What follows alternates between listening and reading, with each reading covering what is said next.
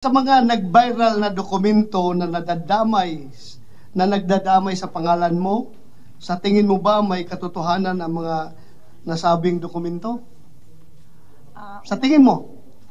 Unang-una po, hindi ko alam yung tungkol sa mga dokumento. Nalaman ko na lang yan nung pinakita sa akin. Dahil hindi po ako nagbabasa ng mga ganyan. Wala po akong alam. Wala. Thank you po. Next question po, ma'am.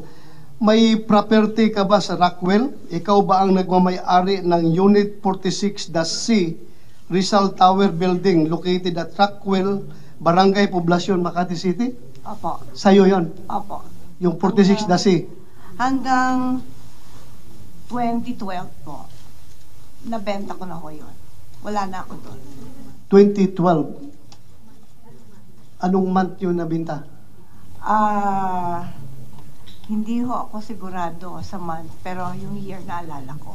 Pwede bang makahingi ka ng kopya ng deed of sale nung unit na bininta mo? Opo. Ha? Kung meron kayong... Hanapin ko po. Hanapin mo. Thank you.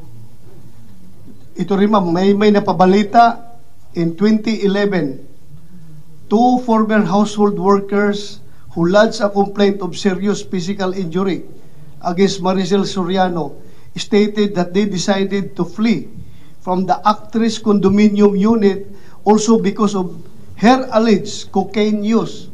Ano po masasabi mo dito sa balita na ito? Hindi po totoo yan. Hindi totoo? Hindi po. Thank you. I just want to get your answer para to set the record straight. Yes po. So hindi totoo yon? Hindi po. Pero totoo na meron kayong dalawang katulong sa bahay na dalawa na umalis? Opo, kasi ninakawan po nila ako. Ninakawan kanila. Opo. Totoo na binugbog mo sila o hindi? Paano ko naman po bububugin? Dalawa po sila. Okay. I'm just confirming the report, the news report.